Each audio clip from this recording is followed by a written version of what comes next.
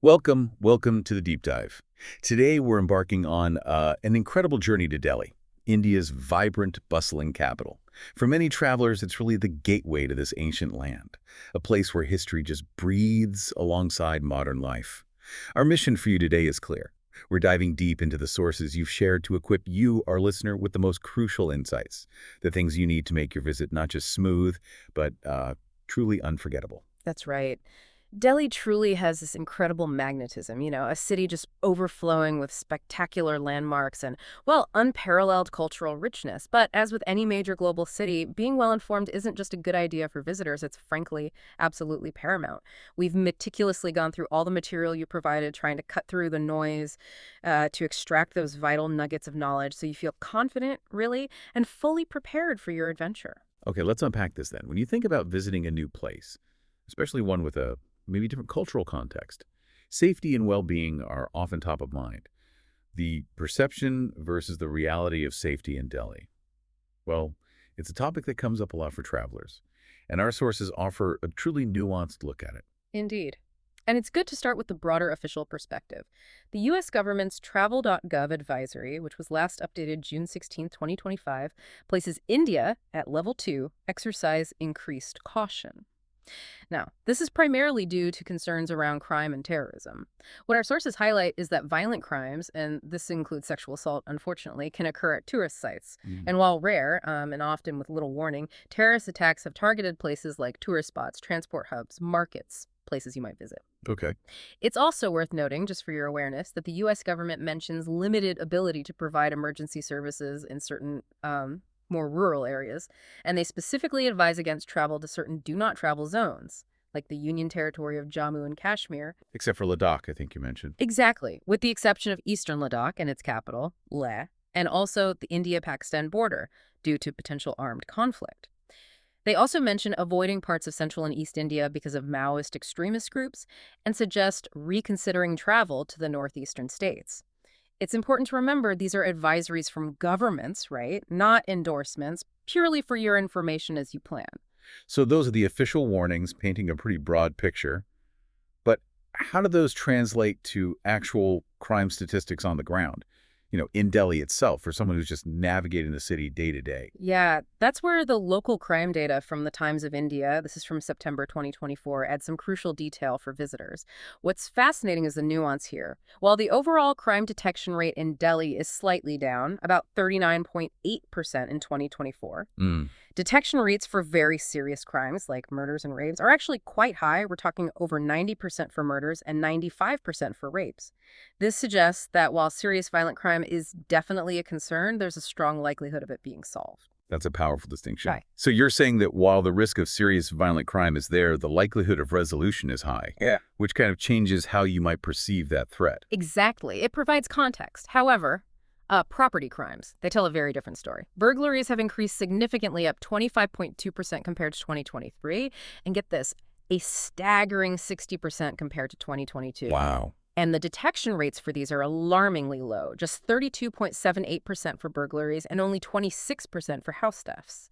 Vehicle theft is also a major challenge, only a 20% detection rate. Mm. In 2024 alone, Delhi registered over 174,000 total crimes under the Indian Penal Code or its replacement. Yeah. So for you, the visitor, this really underscores the importance of just being super vigilant about safeguarding your belongings because we're covering them. It's quite difficult. Yeah. That's a vital takeaway. Absolutely. Knowing where to focus your personal vigilance makes all the difference, doesn't it?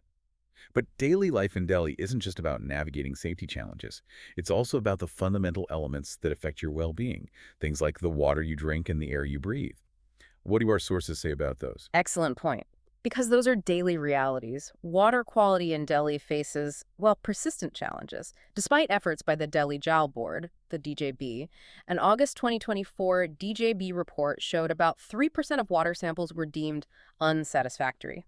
That falls into the World Health Organization's intermediate risk category. And anecdotally, travelers have reported tap water being saline, maybe containing sediments, or appearing yellow. Not ideal. Not at all. And there's also been a reported increase in water-related ailments like diarrhea. The numbers jumped significantly from about 15,000 cases in 2022-23 to over 20,000 in 2023-24. So the clear advice for visitors is always buy sealed bottled water. And be really vigilant about counterfeits, like bottles may be labeled Bisleri instead of the real Bisleri. Yeah. It's truly best to avoid drinking tap water entirely. And also avoid consuming any unheated food that might have been prepared with tap water or, ice made from it. Got it. Sealed bottles only. And what about the air quality? That's often a big concern in major global cities, particularly somewhere like Delhi. Delhi's air quality is certainly something you need to be aware of, yeah. Looking at real-time data, for instance, or reading from ITI Jahangir Puri on a Sunday, June 29th, 2025, around 7 p.m. showed an air quality index, or AQI, of 114. Now, this is classified as unhealthy for sensitive groups. Okay, what does that mean practically? What that means for you is if you have a respiratory condition like asthma, or maybe if you're planning on intense outdoor activity, you'll likely want to limit prolonged exertion outdoors when the levels are like that. It's a good indicator that while it's not in the most hazardous range, it's definitely something to be mindful of, especially for sensitive individuals. Check the AQI daily, maybe on an app. So, given these environmental factors, how does a visitor handle potential medical needs in the city? What's the landscape like for healthcare access? Fortunately, India is a significant hub for medical tourism. It's actually a multi-billion-dollar industry, and there are many world-class hospitals. For visitors, the general recommendation is to opt for private hospitals. They generally offer shorter wait times and, frankly, a higher perceived quality of care. Public facilities are often underfunded and quite overburdened. Right, that makes sense. But, and this is crucial, it's absolutely vital to have travel or international medical insurance. Private hospitals can be quite expensive. Our sources name a few prominent examples just to give you an idea. Medanta, the Medicity in Gurugram, which is New Delhi, Max Super Specialty Hospital Saket in Delhi itself, and Apollo Hospital Chennai, though that's further south. Good to know some names. So that covers individual health and safety prep. But how is Delhi addressing these broader issues on a citywide, systemic level? Are there larger initiatives underway? That's a great question. Moving beyond just individual precautions to look at the bigger picture. And yes, Delhi is actively implementing disaster preparedness initiatives. Updates from June 2025 detail plans for a comprehensive incident response system. The aim is to integrate various departmental efforts, create seamless coordination during emergencies. They're also establishing a dedicated state disaster response force, or SDRF. This is aligned with the National Disaster Response Force for rescue operations. Okay. And there's a proposed centralized emergency operations center. The idea is to have, a unified command structure. These efforts are really geared towards enhancing the city's overall resilience, especially given its position in seismic zone IV and, past events like the severe flooding they had back in July 2023. It shows a kind of forward-looking approach to urban resilience. Okay, now, here's where it gets really interesting. And potentially, let's be honest, frustrating if you're not prepared. Delhi has a bit of a reputation, maybe infamous, for its tourist scams. But the good news is, with the right knowledge, you can sidestep most of them and avoid wasting precious time and money. Absolutely. Knowledge is power here. The sources detail several common scams, and knowing them is truly your first line of defense. Let's break them down. First up, we have transportation and travel office scams. One really prevalent type is the blocked road or the fake tourist office scam. How does that work? It often starts with a taxi or a rickshaw driver. Sometimes they're even in collusion with someone pretending to be a policeman or security. They'll claim the road to your hotel is closed for some reason. Then they'll try to take you to a fake government-owned tourist agency. These places will try to sell you heavily overpriced, often invalid tickets or tours. The key here is insist on your intended destination. Use official channels only for bookings. And a vital tip from the sources: never tell anyone it's your first time in India. That can unfortunately make you more of a target. Good tip. That sounds incredibly deceptive. Yeah. What about just the daily interactions, like getting around or shopping? Right. You'll definitely encounter inflated fares and prices. Taxi and rickshaw drivers, market vendors, even some shopkeepers might quote foreigners significantly higher prices. We're talking maybe 10 times the local rate sometimes. 10 times? Yeah, it can be that extreme. So you'll need to haggle hard, research prices in advance if you can. This is where a local SIM card is invaluable, letting you quickly check train schedules or general prices online. Also, just observe what locals are paying. A highly effective way to avoid inflated ride fares is to download and use the Ola app. It works just like Uber. Okay. It lets you book rides at a fair, agreed-upon price before you even get in the car. Always settle the price before the journey starts and only pay when you arrive at your destination. So many layers to this. What about general street encounters Hmm. or even booking your accommodation? Yeah, accommodation can be tricky too. Beware of online booking deception. You might see fake hotel pictures and glowing reviews online. The photos look great, but you could arrive to find, say, moldy bathrooms or dirty sheets. Ah, The advice: always check the worst reviews before booking.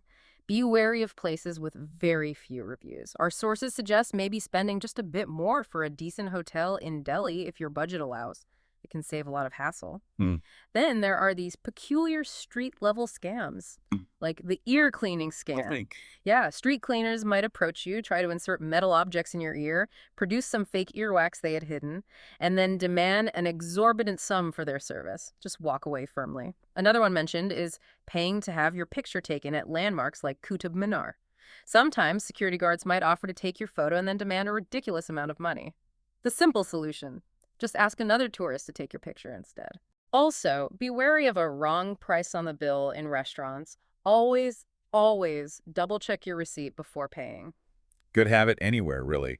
Are there any more serious, though maybe rare, scams to be aware of? Yes, though thankfully uncommon, there's the drugs and food scam, primarily reported on trains. Seemingly friendly locals might offer you drugged food or drink to facilitate theft while you're incapacitated. The advice is just to be cautious if offered food by strangers on a train. Maybe politely decline, or if you do consider accepting, ensure they eat or drink it themselves first. Okay, that's a bit scary, but good to know.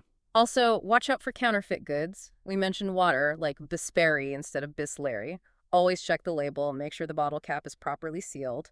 And finally, be wary of fake counters at train stations. People might tell you your train is canceled or delayed, then try to shepherd you towards inflated tours or flights. Always go to the official counter inside the station or check schedules online yourself. The general rule for all these scams: if something feels off or someone is being overly insistent or friendly, trust your gut, it's usually right. And be firm, you said. Exactly. Be firm. If someone keeps annoying you, a clear, firm no usually works. Or pretending you don't speak English can also deter persistent touts or scammers. Okay, so putting all this together, what does it mean for your personal approach? Navigating the city, its culture.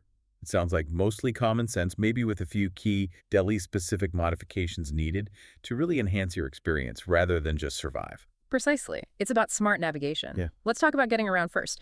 We mentioned Delhi is the 44th most congested city center globally. Driving yourself. The sources strongly advise against renting a car. It's chaotic. The metro system, though, is fantastic. Truly the pride of Delhi. It's safe, it's efficient, and it's very affordable. Highly recommended. Good to know. For cabs, stick to those ride-hailing apps like Uber or Ola. As we said, this removes much of the hassle with potentially inflated fares and gives you a clear price upfront. Makes sense. And beyond just the physical transport, how should visitors approach cultural interactions and personal awareness, especially in a city as culturally rich and, well, intense as Delhi can be? That Reddit thread you shared offered some very direct advice. It does, and it provides valuable on-the-ground perspective, sort of crowd-sourced wisdom for visitors. For women, it's strongly advised to dress conservatively, especially when visiting historical sites or in very crowded areas. This generally means pants, shirts that cover the chest, or maybe traditional kurti sets. The advice specifically noted that things like thigh highs or shorts and sports bras might attract unwanted attention in certain areas, particularly maybe North or West Delhi. Okay. Also, a key cultural note: public displays of affection are strongly discouraged. It's just not the norm there. That's a good cultural heads up. Are there specific areas maybe to favor or perhaps approach with a bit more caution? Yes, some traveler communities, like those on Reddit, suggest being cautious in areas that are extremely crowded or maybe less frequented by tourists, particularly after dark. Now, this isn't necessarily due to the nature of the population there, but more because these environments can sometimes present increased opportunities for petty crime, or they can simply feel overwhelming if you're not used to them. Right, just the sheer density. Exactly. For instance, while Old Delhi is an absolute must-see, visiting it late at night or venturing deep into very dense, less touristed neighborhoods, including some really intensely crowded market areas, is generally advised against, primarily due to concerns like petty theft or just getting lost and feeling unsafe. Instead, visitors are often encouraged to stick to the well-known, more modern, and generally considered safer areas. Think South Delhi, Central Delhi like Connaught Place, West Delhi, Southwest Delhi, and the more developed areas of Gurgaon Gurugram, Arosity near the airport, maybe Haskaz Village. Definitely explore Old Delhi fully. It's incredible, but plan to do it during daytime hours. Okay. What about interactions with locals who might approach you on the street? Right. Be prepared for some staring. It's common, especially if you look obviously foreign, and it's usually not aggressive. The advice is generally just to ignore it, don't confront it. Be wary of overly friendly people, as we discussed with the scams. They might have an ulterior motive. If you're bothered by someone, a firm no is best. Or pretending you don't speak English can work too. And a universal piece of advice that came up in the sources: do not give money to beggars. It can sometimes encourage more persistent begging or support organized networks. Right. And finally, a word on food. Delhi is famous for its street food, absolutely legendary. But hygiene is often a concern, especially for new visitors. That's a big one, yeah. Our sources strongly advise against eating directly from random street food stalls, purely for hygiene reasons, especially for non-locals whose stomachs might not be accustomed to the local bacteria. So you miss out on the chat. Not necessarily. You can still experience those delicious flavors, the chat, the golgappas, but in a safer, more hygienic environment. Visit reputable restaurant chains known for clean preparation. Names like Haldiram's, OM Sweets, Gulab, or Bikanerwala were mentioned. They offer hygienic versions of popular street food. And just a final practical note, always save the main emergency number, which is 112, and remember to press 8 specifically to connect directly to personnel who can assist. 112, press 8. Got it. Carry photocopies of your passport and visa, keep them separate from the originals, keep your valuables secure, maybe in a small backpack or shoulder bag worn towards the front in crowded places. And as we mentioned, that local SIM card. Invaluable for looking up information, maps, booking rides, really useful. Well, we've truly taken a deep dive today into what it means to be a traveler or visitor in Delhi. Armed with all these insights, what might seem daunting at first really becomes an exciting adventure full of possibilities. Indeed. While challenges definitely exist, they're often quite manageable with good preparation and just general awareness. Delhi is absolutely packed with spectacular landmarks, incredible flavors, and rich cultural experiences just waiting to be discovered. Being aware of these details, the potential scams, the safety nuances, the health tips, it allows you to move beyond just basic survival mode. You can truly engage with the city's unique charm and hopefully waste less time and money on potential pitfalls. So the question for you, our listener, is, Yeah. what new layers of understanding will you uncover when you step into a place so rich in both challenges and wonders now that you're armed with the tools to navigate it confidently?